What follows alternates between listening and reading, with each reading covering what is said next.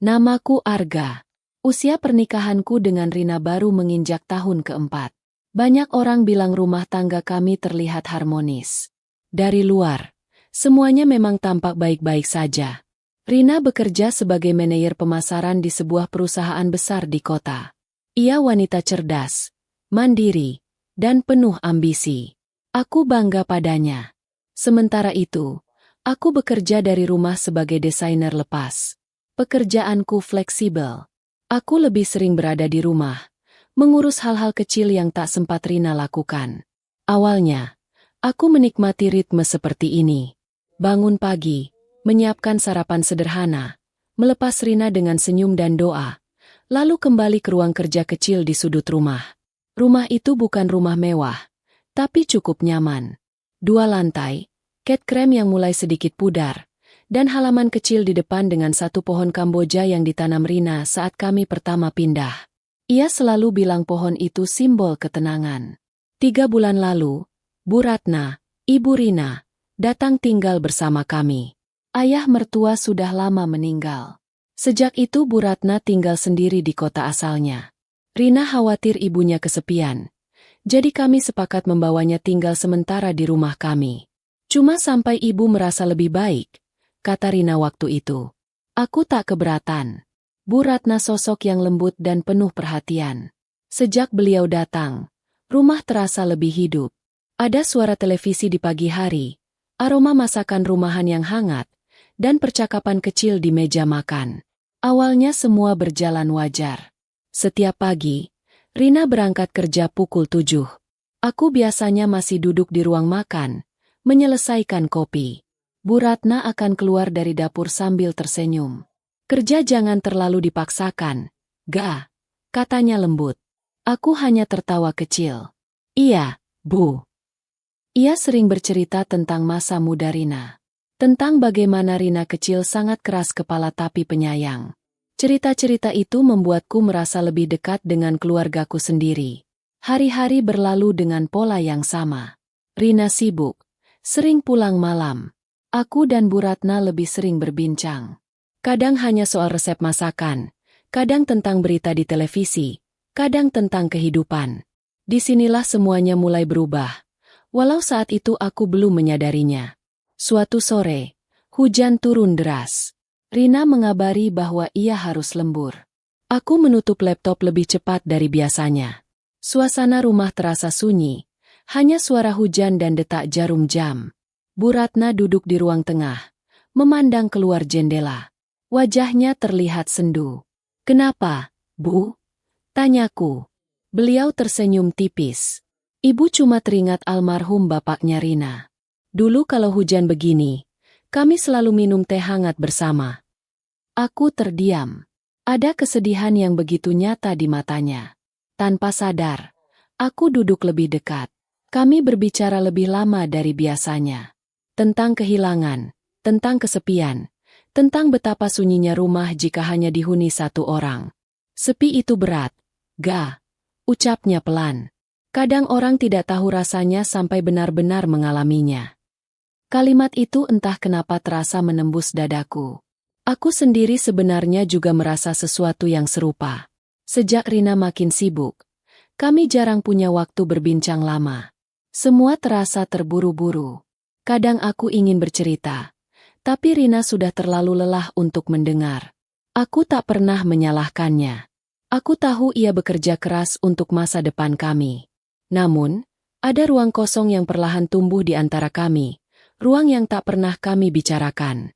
Dan di rumah itu, di siang yang panjang dan sore yang hening, ruang kosong itu seakan terisi oleh percakapan-percakapan kecil bersama Bu Ratna.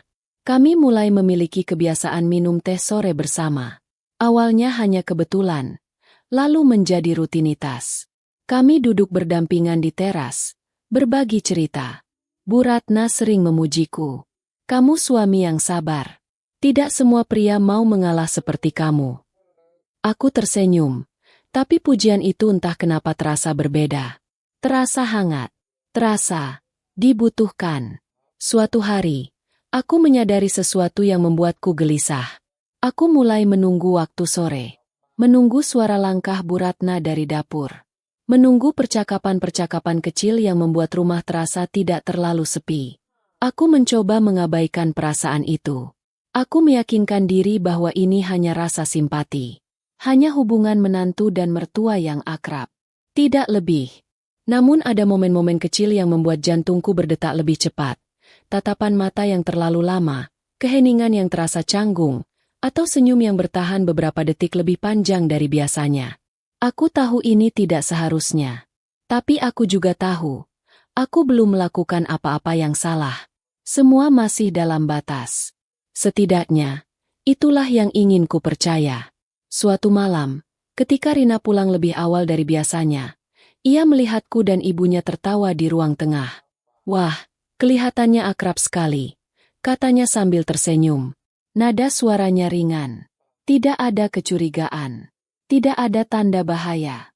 Namun entah kenapa, jantungku berdebar tidak nyaman. Aku baru sadar sesuatu yang menakutkan. Kenyamanan bisa menjadi awal dari kesalahan. Dan rumah yang terlihat sempurna dari luar, belum tentu benar-benar utuh di dalamnya. Saat itu, aku masih berpikir semuanya terkendali. Aku belum tahu bahwa kesepian kecil yang tak pernah kami bicarakan perlahan akan menuntunku pada keputusan terbesar dalam hidupku. Dan mungkin, pada penyesalan yang tak pernah kubayangkan sebelumnya. Perubahan itu tidak langsung terasa besar. Ia datang perlahan, seperti bayangan yang memanjang ketika matahari mulai turun. Awalnya samar, lalu semakin jelas. Aku mulai menyadari bahwa aku terlalu memperhatikan hal-hal kecil tentang Bu Ratna. Cara beliau menyeduh teh dengan hati-hati. Cara ia selalu menanyakan apakah pekerjaanku berjalan lancar. Bahkan caranya menyebut namaku, Arga, dengan nada lembut yang membuatku merasa dihargai.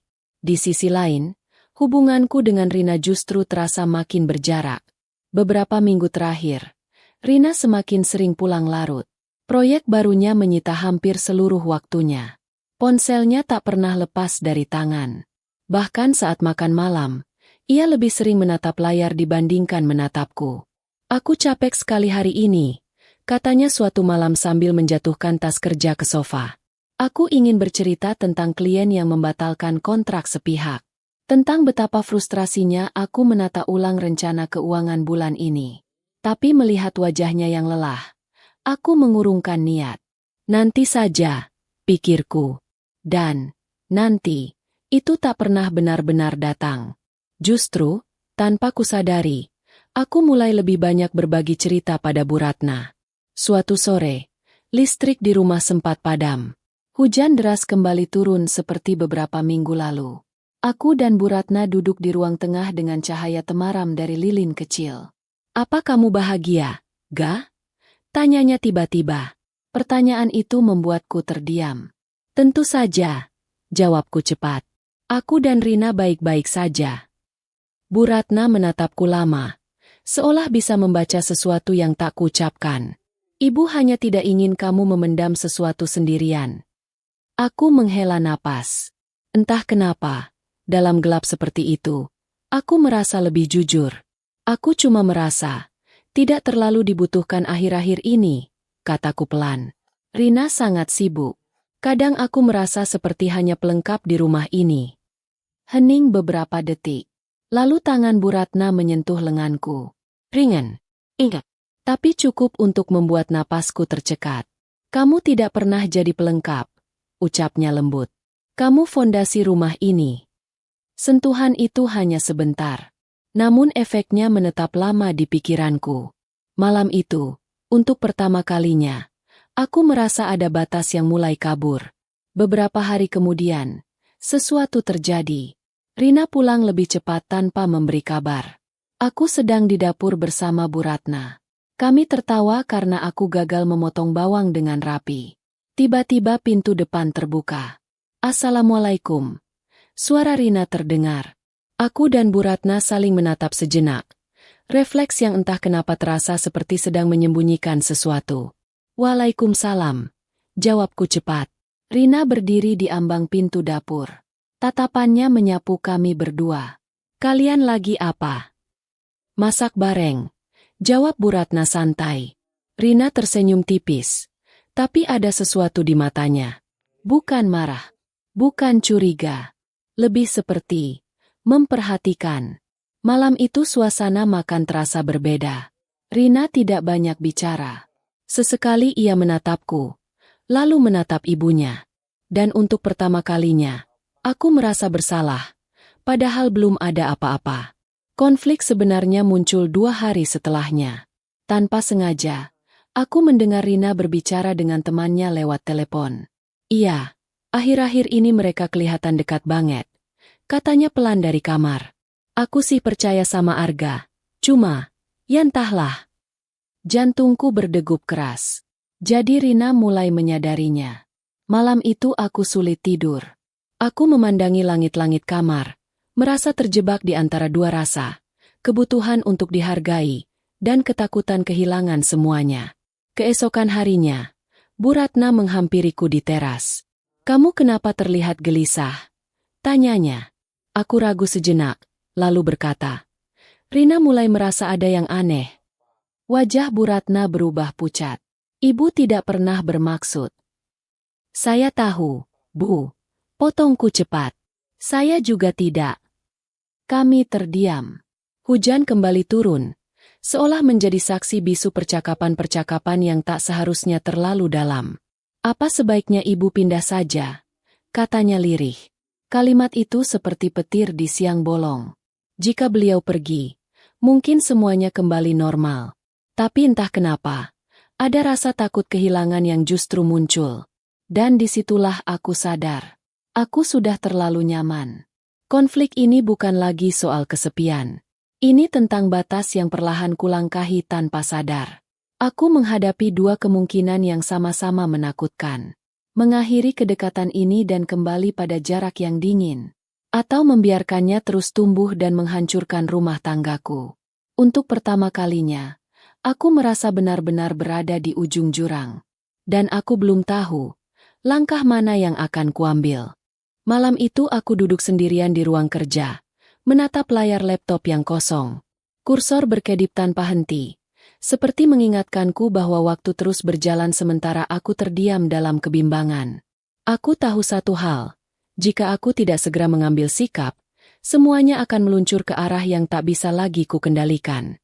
Pagi berikutnya, Rina berangkat kerja tanpa banyak bicara. Ia hanya tersenyum singkat dan berkata, "Jaga rumah, ya." Kalimat sederhana itu justru terasa seperti amanah besar. Aku berdiri di depan pintu yang baru saja tertutup, memandangi bayangan diriku di kaca. Wajahku terlihat lelah. Bukan karena pekerjaan, tapi karena pikiran yang terus bertarung. Hari itu aku menetapkan satu tujuan dalam hati. Aku harus mengembalikan semuanya ke tempat yang semestinya. Aku tidak ingin menjadi pria yang kehilangan keluarganya hanya karena tidak mampu menjaga batas. Siang harinya, aku menghampiri Bu Ratna yang sedang menyiram tanaman di halaman. "Bu, saya ingin bicara," kataku pelan. Beliau menoleh. Wajahnya tampak tenang namun matanya menyimpan kegelisahan yang sama denganku. "Kita harus menjaga jarak," ucapku akhirnya. Sebelum semuanya benar-benar salah. Beberapa detik hening. Bu Ratna mengangguk perlahan. Ibu juga merasakan hal yang sama. Ini tidak boleh berlanjut. Ada rasa lega sekaligus perih ketika mendengar kesepakatan itu. Sejak hari itu, kami mencoba bersikap lebih formal. Tidak ada lagi teh sore berdua. Tidak ada lagi percakapan panjang tentang kesepian. Jika berbicara, seperlunya saja. Namun ternyata menjaga jarak tidak semudah yang kukira. Rumah terasa canggung. Hening yang dulu hangat kini berubah menjadi dingin. Setiap kali kami berpapasan di lorong, ada rasa kikuk yang tak terucap. Dan justru karena kami berusaha menjauh, aku semakin sadar betapa dalam aku telah terlibat secara emosional. Rintangan berikutnya datang dari Rina. Suatu malam, ia duduk di sampingku di tempat tidur. "Aku merasa ada yang berubah," katanya pelan. Jantungku bergetar. "Berubah bagaimana?" tanyaku, berusaha terdengar tenang. "Kamu terlihat jauh. Ibu juga jadi lebih pendiam. Ada apa sebenarnya?" Aku ingin berkata jujur saat itu juga. Ingin mengakui bahwa aku sempat goyah, bahwa aku hampir terseret terlalu jauh dalam kedekatan yang tidak seharusnya. Tapi kata-kata itu tertahan di tenggorokan. Tidak ada apa-apa, jawabku akhirnya. Mungkin cuma suasana saja. Rina menatapku lama, seolah mencari celah kebohongan.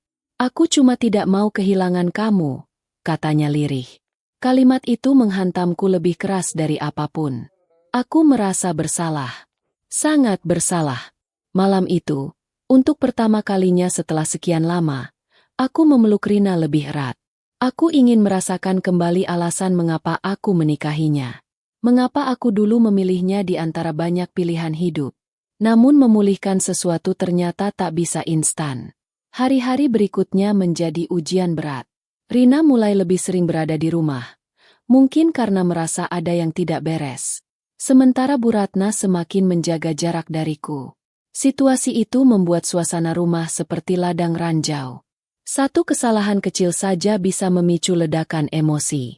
Suatu sore, Rina mendadak meminta izin melihat ponselku. Aku cuma penasaran, katanya, berusaha terdengar santai. Tanganku gemetar sesaat. Tidak ada pesan mencurigakan. Tidak ada bukti apapun. Tapi rasa takut tetap muncul. Ia memeriksa sebentar. Lalu mengembalikan ponsel itu. Maaf, aku mungkin terlalu curiga. Aku mengangguk, tapi dalam hati aku tahu, kepercayaan itu sudah retak, meski belum pecah. Tujuanku kini berubah, bukan hanya menjaga jarak dari Bu Ratna, tapi juga mengembalikan kepercayaan Rina sepenuhnya. Aku mulai lebih sering mengajak Rina makan malam di luar. Aku menemaninya bercerita tentang pekerjaannya. Aku berusaha hadir secara utuh. Namun setiap kali melihat Bu Ratna sendirian di teras, menatap langit senja dengan wajah murung, ada rasa perih yang sulit dijelaskan. Apakah aku sedang menyelamatkan rumah tanggaku? Atau justru menyakiti seseorang yang juga rapuh? Konflik ini bukan lagi soal benar atau salah. Ini tentang tanggung jawab. Dan semakin aku berusaha memperbaiki semuanya, semakin aku sadar bahwa luka yang tak terlihat tetap meninggalkan bekas. Suatu malam, aku mendengar percakapan antara Rina dan ibunya dari balik pintu kamar. Ibu jujur saja, ada sesuatu antara ibu dan Arga. Suara Rina bergetar. Duniaku seakan berhenti. Aku berdiri terpaku di lorong, menahan napas. Inilah rintangan terberat yang kutakuti. Jika satu jawaban saja meluncur dengan nada yang salah, semuanya akan runtuh. Dan aku tahu, apapun yang terjadi setelah ini, hidupku tidak akan pernah sama lagi. Aku berdiri membeku di lorong, napasku tertahan, telingaku menangkap setiap getar suara dari dalam kamar. Ibu jujur saja, ada sesuatu antara ibu dan Arga. Suara Rina terdengar rapuh, seperti benang yang hampir putus. Hening. Hening yang terasa lebih menakutkan daripada jawaban apapun. Ibu hanya merasa Arga sering sendirian, jawab Bu Ratna akhirnya. Kami sering berbincang. Itu saja. Itu saja. Rina mengulang pelan. Ada nada kecewa yang tak bisa ia sembunyikan. Aku memejamkan mata. Kata, itu saja, terasa begitu tipis. Padahal di baliknya tersimpan perasaan yang terlalu rumit untuk dijelaskan. Aku tak sanggup lagi menjadi pendengar di balik pintu. Dengan langkah berat, aku masuk ke kamar. Rina dan Bu Ratna sama-sama menoleh ke arahku. Tatapan mereka seperti dua cermin yang memantulkan rasa bersalahku sendiri. Kita perlu bicara, kataku. Suaraku serak. Bu Ratna bangkit dari tempat duduknya. Ibu keluar dulu. Tunggu. Bu, ujar Rina cepat. Jangan ada yang pergi sebelum aku tahu semuanya. Jantungku berdegup keras. Inilah saat yang selama ini kuhindari. Rina menatapku langsung. Aku tidak butuh cerita panjang. Aku cuma ingin tahu, apa aku harus takut kehilangan suamiku sendiri di rumah ini? Kalimat itu menusuk lebih dalam daripada tuduhan. Aku membuka mulut, tapi kata-kata terasa berantakan. Semua usahaku menjaga jarak, semua niatku memperbaiki keadaan, tiba-tiba terasa sia-sia. Aku tidak pernah berniat mengkhianatimu, kataku akhirnya. Tapi aku juga tidak bisa bohong. Aku sempat merasa terlalu nyaman. Air mata menggenang di mata Rina. Nyaman? Ia mengulang. Itu kesalahanku. Lanjutku cepat. Aku merasa tidak didengar. Aku merasa sendirian. Tapi itu bukan alasan. Aku salah karena membiarkan kedekatan itu tumbuh. Ruangan itu terasa sesak. Bu Ratna menunduk. Semua ini juga kesalahan ibu. Ibu terlalu larut dalam kesepian. Rina terduduk di tepi ranjang. Ia tidak berteriak. Tidak marah. Justru itu yang membuat suasana semakin berat. Aku bekerja keras untuk rumah ini, ucapnya pelan. Aku pikir kita tim. Tapi ternyata aku tidak tahu apa yang terjadi di rumahku sendiri. Aku merasa semua usahaku di episode sebelumnya runtuh dalam satu malam. Menjaga jarak ternyata tidak cukup. Rasa yang sempat tumbuh tetap meninggalkan jejak. Kalau memang ada yang lebih kalian butuhkan, katakan saja sekarang, ujar Rina. Suaranya hampir tak terdengar. Aku tidak mau hidup dalam bayang-bayang. Itulah momen ketika aku menyadari bahwa semua jalan yang kucoba tempuh telah gagal. Menjauh diam-diam gagal. Menyembunyikan rasa gagal. Memperbaiki tanpa kejujuran juga gagal. Kini hanya tersisa satu pilihan terakhir. Pilihan yang paling sulit. Aku harus memilih dengan tegas. Bukan setengah hati. Bukan abu-abu. Aku menarik napas panjang. Bu, kataku pelan pada Bu Ratna. Mungkin sudah waktunya ibu kembali ke rumah lama. Bukan karena kami tidak peduli. Tapi karena kami harus menyelamatkan rumah tangga ini. Wajah Bu Ratna memucat. Namun ia mengangguk pelan. Rina menatapku. Terkejut. Aku memilih kamu. Kataku menatap istriku. Tapi memilih kamu berarti aku harus berani kehilangan kenyamanan yang salah. Air mata Rina jatuh tanpa suara. Namun keputusan itu belum menyelesaikan semuanya. Rina berdiri dan berjalan menjauh dariku. Aku butuh waktu, katanya lirih sebelum keluar kamar. Malam itu, rumah yang dulu terasa hangat berubah menjadi ruang penuh jarak. Aku duduk sendirian di ruang tengah, memandangi foto pernikahan kami yang tergantung di dinding.